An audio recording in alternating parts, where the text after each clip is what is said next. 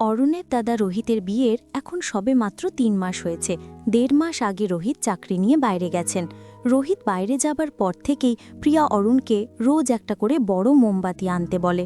বিকেল হলেই প্রিয়া সেই মোমবাতিটা নিয়ে ঘরে চলে যেত, কিন্তু সে সেই মোমবাতিগুলো নিয়ে কী করত এটা জানার জন্য অরুণ একদিন তার ঘরে লুকিয়েছিল।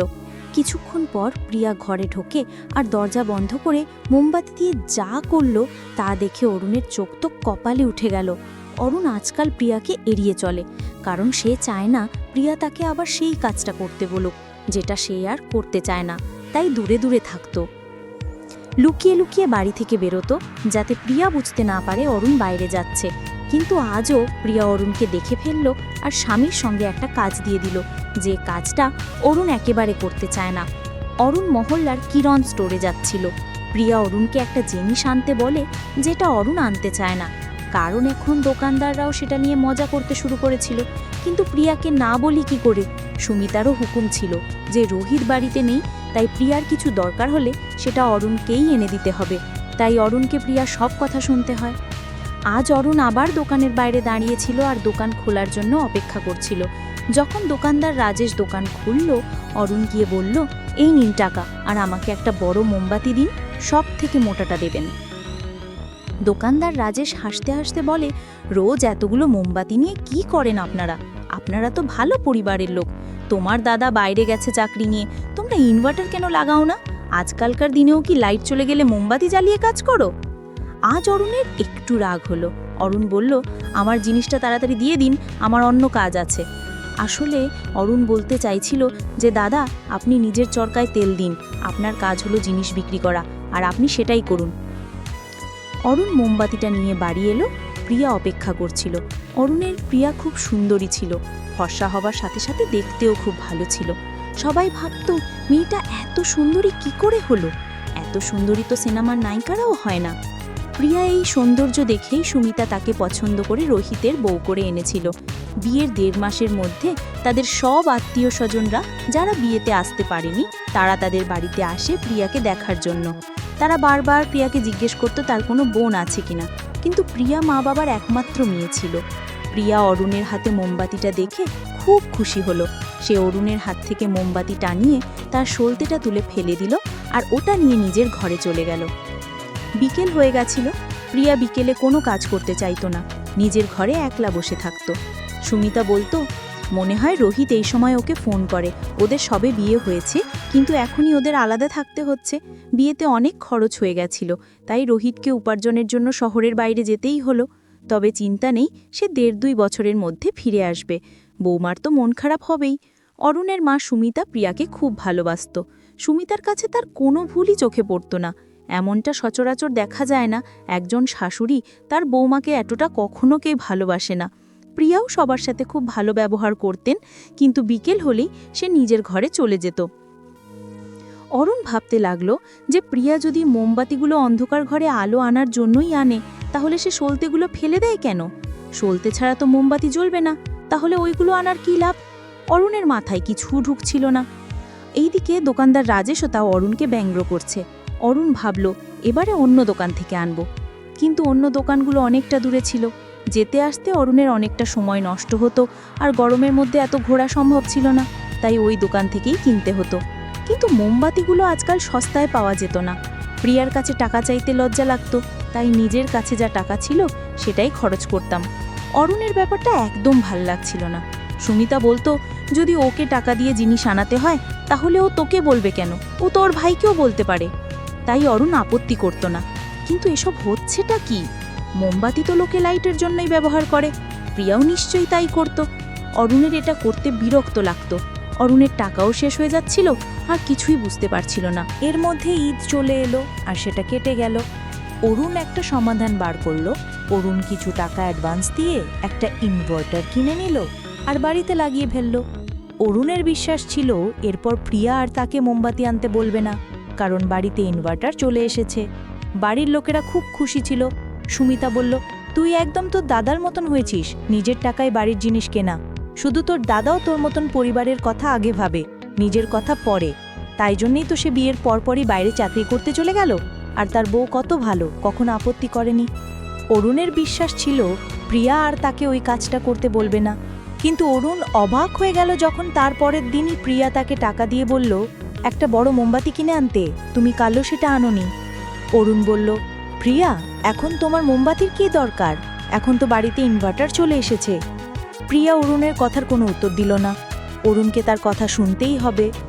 অরুণ ভাবতে লাগলো, ইনভার্টার লাগানোর পরেও প্রিয়া তাকে কেন মোমবাতি আনতে বলছে।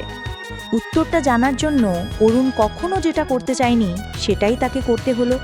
একদিন অরুণ প্রিয়াকে সরাসরি জিজ্ঞেস করল, সে মোমবাতিগুলো নিয়ে কি করে। সেটা শুনে প্রিয়া হাসতে থাকে আর বলে, আমি রাতে জানলা খুলে রাখব, তুমি নিজেই এসে দেখে নিও আমি ওইগুলো নিয়ে কি করি। অরুণের মনে হলো প্রিয়া খুবই অদ্ভুত।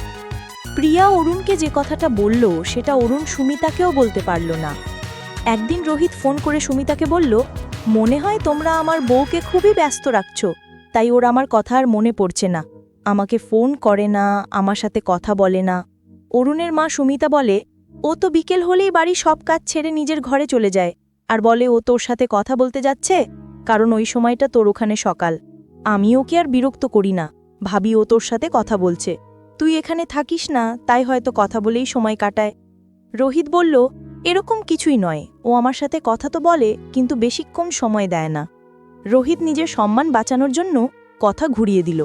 সুমিতারও এতে সন্দেহ হলো। তারপর থেকে সুমিতা প্রিয়াকে রাতের খাবার বানাতে বলে। প্রিয়াকে বলে, রাতের সব খাবার তোমাকে বানাতে হবে। রাতের খাবার বানানো মানে খাবার তৈরি করা, সবাইকে পরিবেশন করা, আর খাওয়ার পর সব বাসন মাজা। এতে অনেকটা সময় লাগতো। রাত 10টা বেজে যেত। তাদের বাড়িতে সবাই একটু দেরি করে খেত।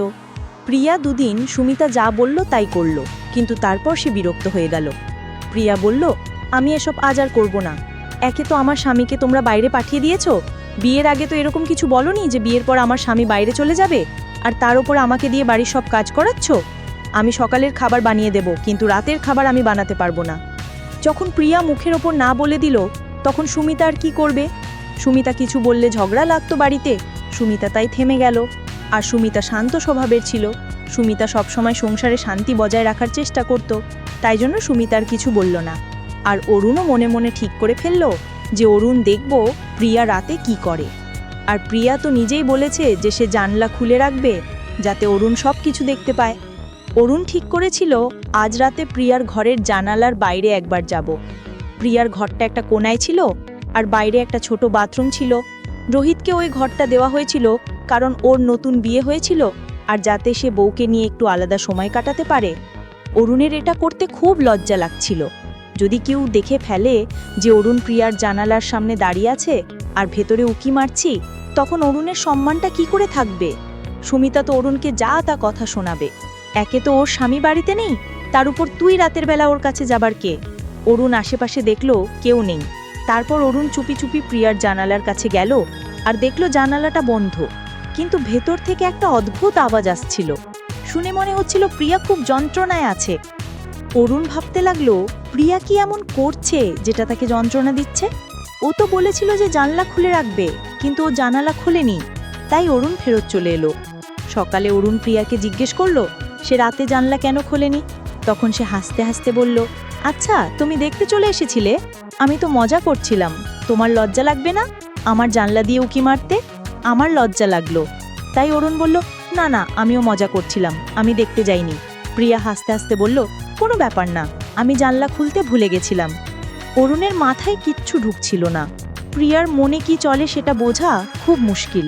কখনো কোনো সিরিয়াস কথা বলে আর তারপর বলে আমি মজা করছিলাম, আবার কখনো কোনো সিরিয়াস কথা বলার পর বলে আমি মজা করছি না। অরুণের মা সুমিতারও প্রিয়াকে নিয়ে সমস্যা হতে শুরু করেছিল। মাঝে মাঝে প্রিয়ার ওপর রেগে যেতেন। পাড়া প্রতিবেশীদের কাছে প্রিয়ার সমালোচনা করত। প্রতিবেশীরা বলতো মা খুব ভাগ্যবতী যে এমন চাঁদের মতন সুন্দরী বৌমা পেয়েছে। আর সুমিতা বলতো, আমি কি রূপ ধুয়ে জল খাবো, কিছু গুণও তো থাকতে হবে। অথচ এই সুমিতা আগে বলতো যে বউকে খুব সুন্দর দেখতে হতে হবে যাতে সবাই দেখে মুগ্ধ হয়ে যায়। বাড়ির কাজকর্ম তো আজকালও কোনো মেয়েই তেমন পারে না, বিয়ের পর এসব শেখে। কিন্তু এখন সুমিতার চিন্তাভাবনা বদলে গেছিল। প্রিয়ার নিজের তো কোনো বোন ছিল না, তবে ওর দুঃসম্পর্কের একটা বোন ছিল যে ওর মতনই সুন্দর দেখতে ছিল। সুমিতা আগে বলতো যে তার সাথে অরুণের সম্বন্ধ করবে, কিন্তু এখন সুমিতা মানা করে দিল। আর অরুণেরও কোনো আগ্রহ ছিল না।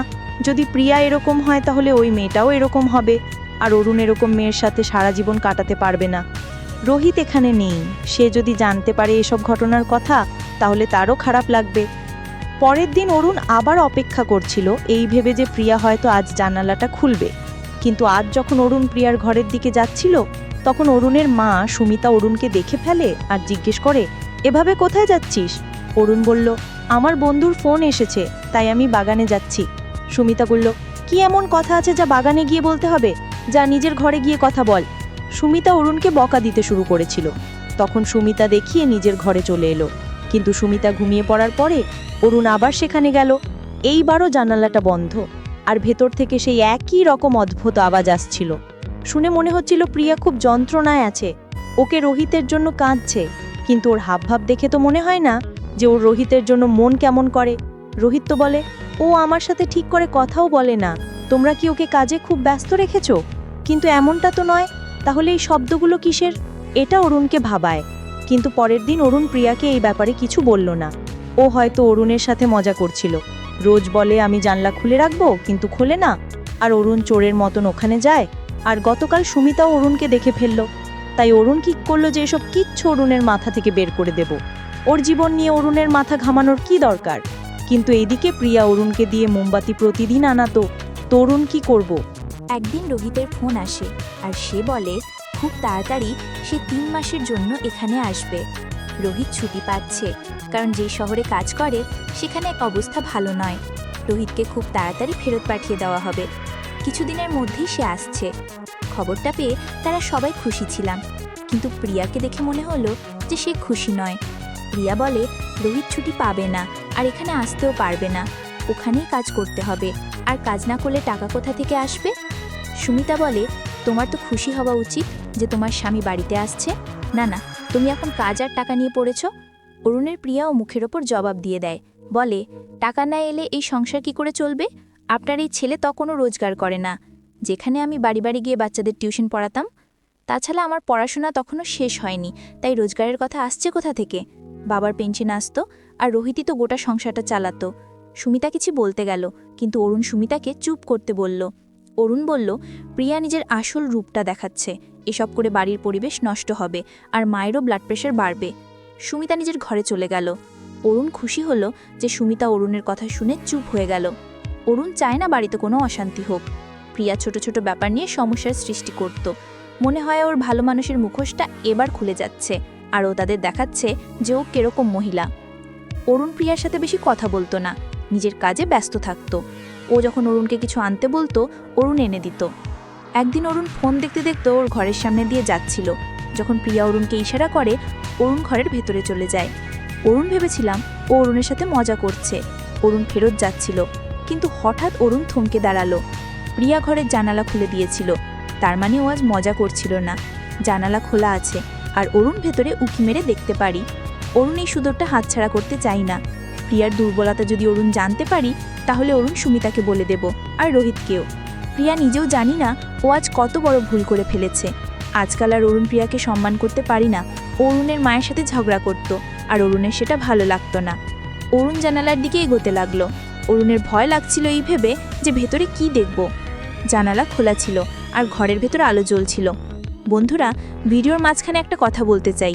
আমি তোমাদের সর্বদা হাসি খুশি রাখার জন্য খুব কষ্ট করে ভিডিও বানাই, তাই তোমাদের কাছে অনুরোধ থাকবে অবশ্যই ভিডিওটি দেখে একটি লাইক করবেন এবং এসএমএজিকে চ্যানেলটি সাবস্ক্রাইব করে পাশে থাকবেন। তারপর দেখার জন্য আমি জানালার ভেতরে উকি মারলাম।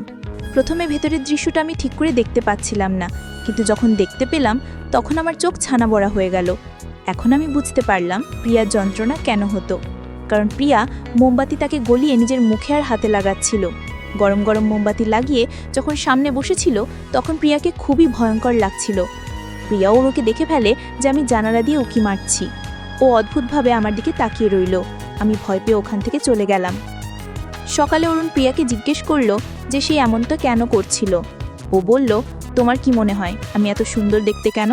আমি রোজ রাতে নিজের মুখে আর হাতে মোমবাতি লাগাই। কাল আমি সেটাই করছিলাম। মোমবাতি লাগিয়ে আমার চামড়া থেকে সব ময়লা উঠে যায়, আর তাই জন্যই আমি এত সুন্দর। অরুণের মনে হলো প্রিয়ার মাথা খারাপ আছে, তাই অরুণ আর কথা বাড়ালো না। সুন্দর দেখতে হবার জন্য নিজেকে এত কষ্ট দেয় কেউ? যেই মানুষ নিজেকে ভালোবাসে না সে কাউকে ভালোবাসতে পারে না। যখন ও নিজের উপর এত অত্যাচার করতে পারে তখন ভবিষ্যতেও যে কারোর ওপর এটা করতে পারে। অরুণ এই কথাটা কাউকে জানালো না। রোহিত কয়েক মাসের জন্য বাড়ি ফিরে এলো। রোহিত আর প্রিয়ার রোজ ঝগড়া হতো। প্রিয়া খুব জিদি ছিল আর রোহিত ওর পুরনো প্রেমের ব্যাপারে জানতে পেরে গেছিল। আজকাল প্রিয়া খুব ঝগড়া করত। আগে তো তারা শুধু আওয়াজ শুনতাম, কিন্তু এখন ওদের ঝগড়া ঘরের বাইরে বেরিয়ে এলো। রোহিত বলতে লাগলো যে আমি আর এই মেয়ের সাথে থাকতে পারবো না। এই মহিলা পাগল আছে, ওর মাথা খারাপ আছে। ব্যাপারটা ডিভোর্স অবধি চলে গেল। তারা অনেক চেষ্টা করলাম যাতে রোহিতের সংসারটা না ভাঙে। তারা রোহিতকে অনেক বোঝায় আর বাবাও অনেক বোঝায়, কিন্তু প্রিয়া হঠাৎ করে তার বাপের বাড়ি চলে যায় আর ফেরত আসতে চায় না। কিছুদিন পর ওর তরফ থেকে কোর্টের অর্ডার চলে আসে। অরুণের দাদা রোহিতের থেকে ডিভোর্স চায়। রোহিত রেগে বলে, আমি তো আগের থেকে ওকে রাখতে চাইনি, তোমাদের জন্যই ওকে সহ্য করেছিলাম। অরুণ জানি না প্রিয়া এরকম কেন ছিল, ও কি চাইতো। ও নিজের উপর খুব অহংকারী ছিল। অরুণের মা সুমিতা ও খুব রেগে গেছিল, কারণ ব্যাপারটা কোর্ট অবধি চলে গেছিল। রোহিত অরুণের মা সুমিতাকে বলে, মা তুমি ওর শুধু রূপ দেখেছ, ওর চরিত্র আর গুণ দেখনি? শুধু ওর রূপ দেখে ওকে এই বাড়িতে নিয়ে এসেছিলে? তো বন্ধুরা, আজকের এই পর্যন্তই। ভিডিওটি দেখার পর যদি তোমাদের ভালো লাগে তাহলে অবশ্যই একটি লাইক করবেন এবং কমেন্ট করে তোমাদের মতামত জানাবেন আর চ্যানেলটি সাবস্ক্রাইব করে সাথে থাকবেন। ধন্যবাদ।